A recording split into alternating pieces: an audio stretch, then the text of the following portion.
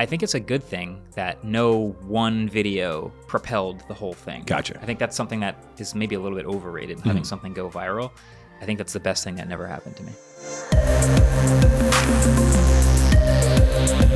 Hey everybody, welcome to Forbes Top Creators. I'm editor Steve Bertoni here with Marques Brownlee, who is a Forbes top creator, a Forbes under 30 alumni, and just a tech, gear, gadget expert.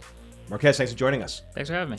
Yeah. I want to start, I'm going to go way back because I know you've been doing this. You're a young guy, but you've been doing this for a long time. Go ahead. What did you do before you were a creator? And this might be you were probably in high school, but tell me about that. Yes. Okay. So this was middle of high school before I started a YouTube channel.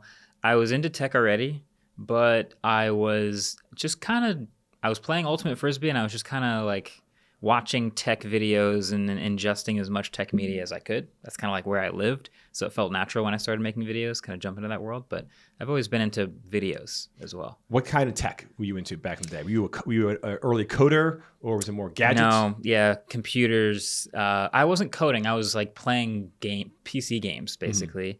So at that point, you get really into the gear, like what GPU do I need to satisfy the minimum requirements for this game, that sort of thing.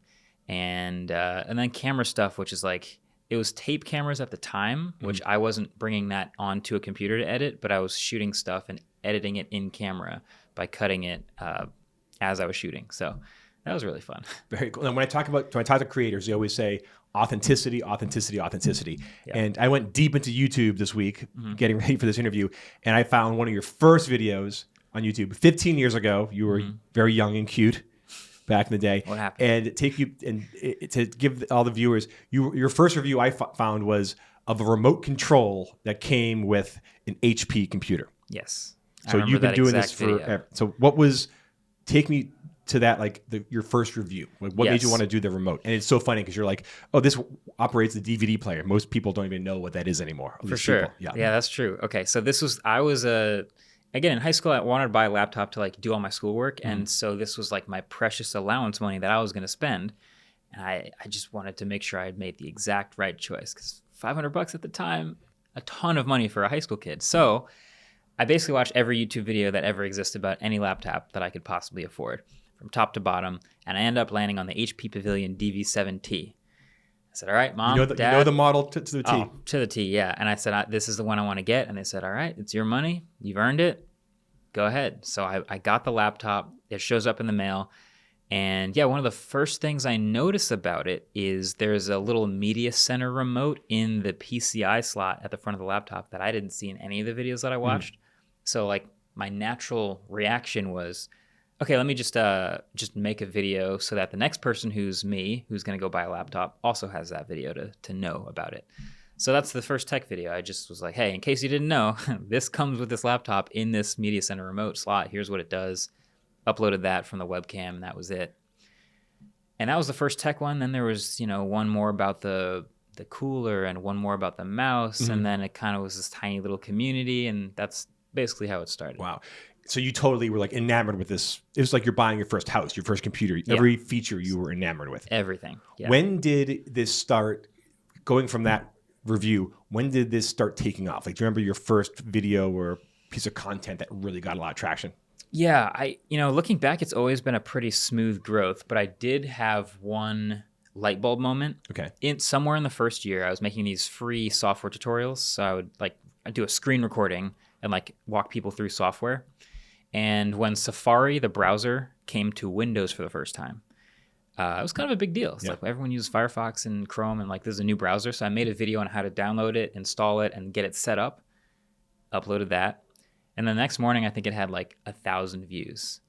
And to me, that was like, whoa, that's a major deal, because I only had like 100 subscribers or whatever. Where do these people come from? And this is on old school YouTube. Yeah, OG YouTube. And I think that light bulb moment was that people cared about timely, useful information, and that I could be a valuable source for that, which is really interesting. So that was a little new impetus of like, oh, anytime something's like happening, I can be useful there. Do you remember when you first started making money from these? Yeah, years later. Many years later. Yeah, there was no partner program or anything. That was something that later got introduced by YouTube. And then it was like you had to apply and be approved. I remember I applied and was rejected. And once you got rejected, you had to wait like a 6-month cool down period before Okay. you could apply again. And then I applied again and got rejected again, and then applied again and got rejected again. So I was not making any money for Gotcha. a while. But eventually, yes, it became a thing that that sort of drove the future of the platform for sure. You said you're into videos, you're into tech, so this all came together really well. Yeah. Were you doing this out of like a hobby, as something you like, or were you thinking like, you know what, I actually see this as a career, as a business down the line? No, it wasn't that until like many years later. So this was a hobby. I just was like, if this is a cool thing I can do and have fun with it, other kids have other hobbies. This is mine. Great. I think basically when I graduated college is when I realized that this could actually be a full-time job. Gotcha. Because you're a Jersey guy. I'm a Jersey guy. You went to Stevens Tech, Yep. right in Hoboken. What did you study in college, and what kind of stuff were you doing like for fun then? So I studied business. Yep. That was my major. I had a bunch of sort of surrounding concentrations, as they call them, marketing including. But I was playing Ultimate Frisbee. I was kind of into coding a little bit with IT and information systems. So there was a mix of stuff in there. And I think as I was going through college, I more and more realized that I wanted to focus on making videos, and that was the thing that I wanted to sort of carve my education around. Gotcha. Yeah. And when did this start taking off? And did you after college, did you have a day job while you were doing this, or was this something you dove into? No, I had other jobs on the way to graduating college, but the day I graduated was the day it became my job. It always, like I said, it was like a steady growth. There were lots of interesting like inflection points along the way, but yeah, I think it's a good thing that no one video propelled the whole thing. Gotcha. I think that's something that is maybe a little bit overrated, having something go viral. I think that's the best thing that never happened to me. What years are we talking here when you first became pro at this? 2015. 2015. So that's still pretty early in the kind of the evolution of all this. Yeah, it's been a while since then, yeah. When you graduated college, what did your friends and family say when you said like, I'm going to be a YouTube creator? It's funny. I don't think I ever said that to them, but if I did, they probably would have been like, yeah, that makes sense. I mean, there was maybe a couple million subscribers by that point. I had started to make a bigger variety of videos. So it was reviews, but it was also going to tech events now and covering things as almost like a news source for people. So there was a little bit more going on by then. So I think it was an actual job by then. Because back in the beginning, when there was no AdSense and there was no partner program, if you told someone, I'm going to be a professional YouTuber, they'd be like, what is that? That's not a real thing. So I think by then it had actually evolved to be a reasonable expectation. It's fascinating too, because I've been at Forbes for a while, and the magazine was separate, then the .com was separate. They kept it all apart. And I remember Facebook came out, and we're going to hire like a social media editor. And everyone was joking, saying like, oh, is that person just going to play on Facebook all day?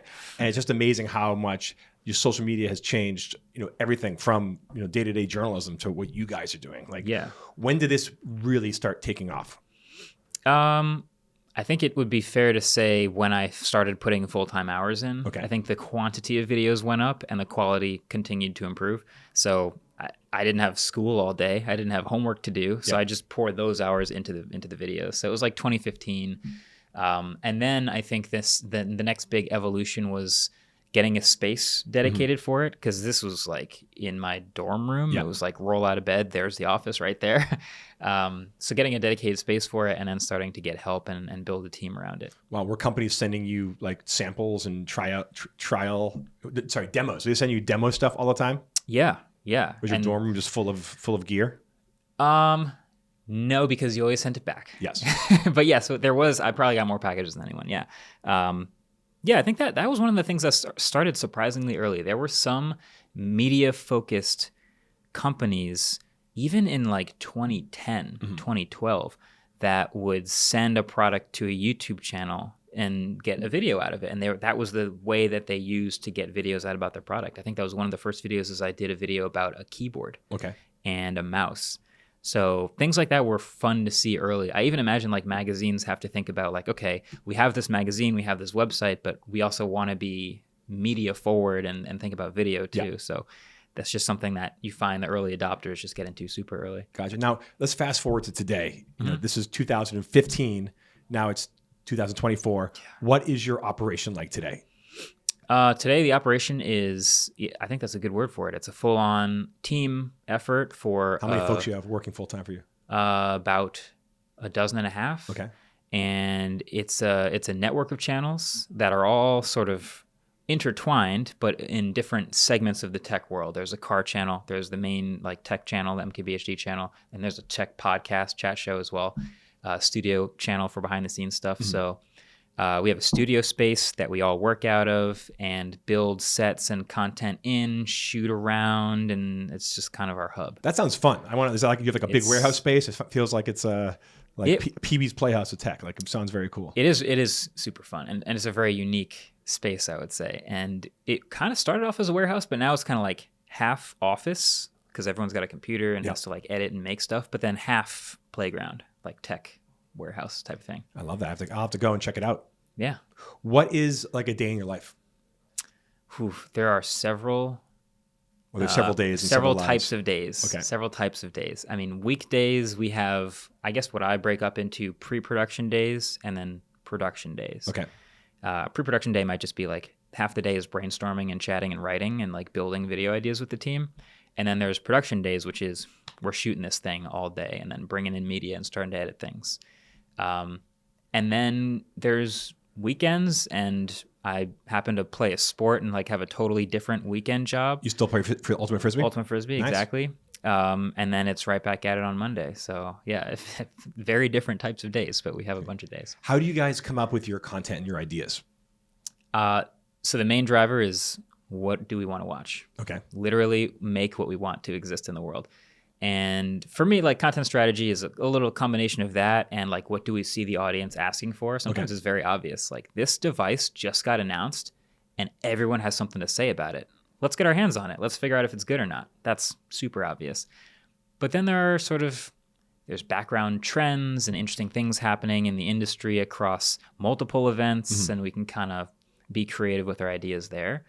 But yeah, chances are if you think it's a good video idea and you can package it well, it's probably a good video. You've been doing this for more than a decade, and you've really built up this clout of you can make and break the launch of a gadget sometimes. Maybe a little bit, yeah. Maybe a little bit.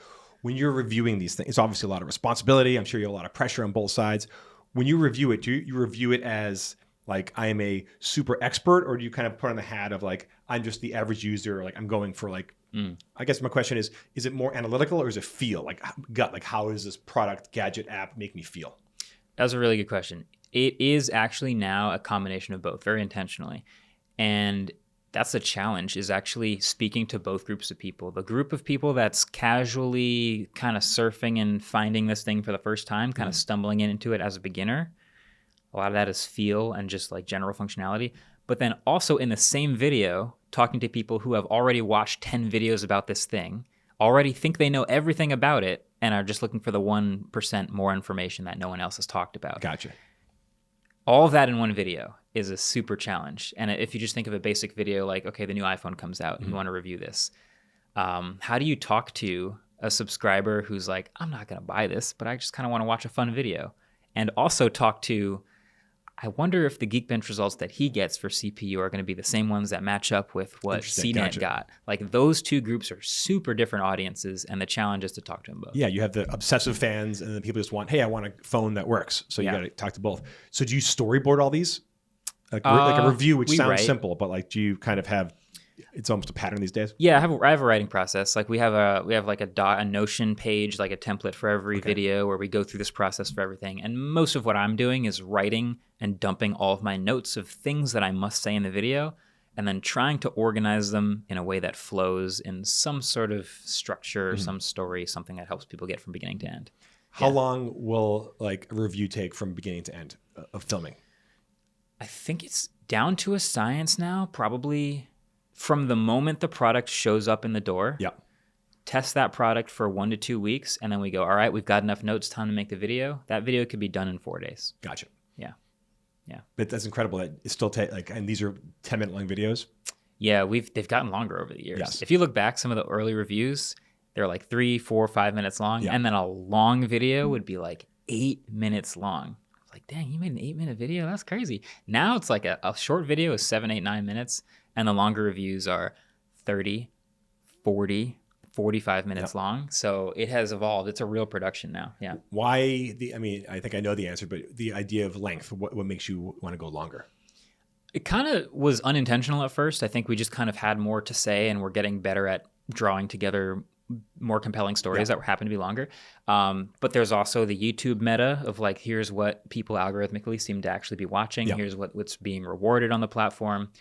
And also it's fun to make feature length videos. And it's like, we have this obsession with like video gear and making cool films. And I think that also sort of fed into it. And it's good for business, right? Because the longer videos are, the more ads they can serve, and you probably make more money. Potentially, yeah. If you make a 45-minute video, people have no problem sitting and watching an occasional mid-roll if there's like a lot of good content coming after that. Yeah. Talking about that, tell me about your business. How do you make money? Yes. So like I said, the partner program, which didn't exist years ago, is now sort of the core of a lot of YouTube businesses. Explain to me how that works. Yeah, YouTube. So YouTube has a monetization program where, let's say I'm going to make up I'm Samsung. Okay. Samsung is like, I want to get my ad in front of as many tech people as possible. So I'm going to go to YouTube and say, here's my ad, put it on all of the tech videos. Gotcha. YouTube goes, okay. They take that check and they take that ad and they put it on all these tech videos and they split that 55-45 with the creators of those videos. Okay. So if I'm MKBHD and I made a tech video, boom, Samsung ad shows up in front because YouTube sold it there and I get part of the money from that. So that's great. That's basically how the partner program works. That at this point is maybe 30% of our business. It used to be our only income. But now we can direct sell ads as well that are more well integrated into content. So if you're Samsung, for example, you're like, I want my ad in front of MKBHD's next video. Okay, that's a very specific audience, but you can pay for that audience and you can get an even more specific ad for that audience. And we do those as well. Not Samsung specifically, but we'll do ads directly with companies. Do you have a sales team, internal sales team? Team of one, but yes. Team of one. Mm-hmm. Is it you or somebody else? No, something I used to do that is now. So everything that everyone does at the studio is something that I did at one point, and now they handle it full time. That's terrific. Yeah. What? How do you decide whether? Because I'm sure you're getting pitched on. I can't imagine how many pitches you get on review this, do this, do this. How do you decide whether you're going to give people that your attention and your time? That is such a specific challenge to this position that I am in. It's mainly what do we find interesting and what do we think the audience will find interesting and useful. I did do a video not too long ago, you might have even seen this, where for a month I said yes to everything in my inbox. Okay. And we ended up with a crazy assortment of everything from phone cases to headphones that didn't work to a casket. And I did a video showing all of it as a sort of... You reviewed a casket? I reviewed a casket. Okay. In fact, the intro is me popping out of the casket, naturally. But yeah, was it a high-tech casket or just a casket? It was just a casket. I mean, their innovation was sort of the way they sold direct-to-consumer instead of to funeral homes. But like I said, I get a lot of emails. It's the Warby Parker of caskets. Exactly. There you go. So our challenge is like, okay, you're going to get emails like that all the time. Okay. The decision is which one out of every 100 is a fun, interesting, informative, entertaining video. How'd the casket arrive? I'm kind of fascinated by this. Did it come in like a giant box? It was like a box in a box, hand delivered out of a crate. Yeah, it just showed up like with like styrofoam around it. Yeah, it was weird. It's kind of like you get two caskets. You get the crate and the casket. It's like 2 for 1. It was super weird. And then we had it there for like the rest of the month while we gathered the rest of the stuff. So everyone got very used to a casket being in the middle of the studio. That's amazing. Very weird. What if you were going to go? If you could go back in time right now, and you're going to talk to yourself, you just graduated from Stevens. You're like, I'm going to do this full time. What advice would the future you give the past you? The one thing I would say to me is set the treadmill at the right speed, because there's a such thing as burnout. And I've pretty luckily avoided this because the video subject isn't me. It's the thing that I'm pointing the camera at. But it's so easy to just start cranking out tons of videos and trying to make, like, at one point in the platform, daily videos was the meta. Yeah. Like if you made daily videos and you could give YouTube enough of a corpus to serve everyone everything all the time. And my advice would be don't fall for it. Don't turn up the speed that high. Set it at a pace that you can hold for a long time because you want to hold it for a long time. So yeah, we would definitely pass on a lot of videos and try to focus on quality over quantity. Speaking of that meta, do you watch trends? And I talked to some creators that they're so metrics, algorithm focused. You said you also make videos that you want to see. Yeah. Do you do a little bit of both? Do you say, I'm going to ignore the trends and just do what I feel is right? Or is the other side, and there's no wrong in that, or the other side is I'm looking at the trends, at the metrics, and I want to kind of game the algo here? A little bit of both, especially lately. Like there's slower times of the year where there's not as much tech coming out. Yeah. Like we don't have to do that at all in September because there will be tech companies just throwing stuff at our door. Like, please review our stuff. No problem. We'll find stuff to make videos about. But February. Yeah. Nothing's coming out in February. So we get a little creative and we look at some of the trends and we try to figure, okay, this might have something to it. Let's try something here. So we kind of play a little bit of both. We've found success with some of the quieter times of year having like bigger projects that are not device reviews, but there will always be reviews. That's just a thing that will always be happening. What product surprised you the most? Was there one device or app or anything that you were like, oh, I'm going to review it, and it just totally blew your mind and kind of just blew away any expectation? This feels like a positive type of blow my mind. Yes. Oh, I want both. Yeah. Give me positive and negative. Yeah. A positive. So I reviewed the Rivian R1T a couple years ago. Is it the pickup truck or is that pickup truck? Yeah, okay. the EV pickup truck. And we got it here, and it sat in the parking lot for a day, and I just stared at it, and I was like, "Is this like does anyone want an electric pickup truck?" Yeah. Like I don't see those worlds of electric car buyers and pickup trucks overlapping at all. Yeah. And then I drove it, and I was like, "Oh, I see. I get it. This thing is incredible," and I loved it. That thing blew my mind. Is that your ride still? So much that I bought one. Yeah, Okay, this nice. park outside. I love that thing. Plenty of things. The weird thing is most products that make it to the store shelf Yeah. are at least okay. Like they're a 6 out of 10. They're fine. Yeah. And you get a rare 9 or 10 out of 10, and that's a fun video. It is so rare to find a 1 or 2 out of 10 actually make it to the shelf. That's probably good for consumers. It's great. Yes. You can't really go wrong like buying a phone these days, but like some of the AI products that came out that were like this new trend of we'll ship the features later, but here's the sort of MVP product that's not quite done yet. Yeah.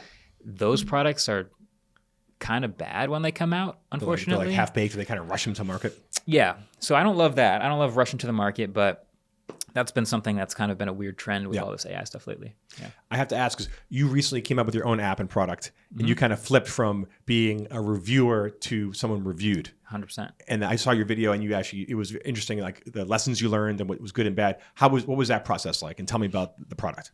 Yeah. Well, the product was a wallpaper app, so it was this kind of a special thing that I think the core of our audience has been asking for a long time. Yeah. And so we'd worked on it for over a year, and essentially the goal was to just give people one hub to find like the cool images that we've been using as wallpapers for years now.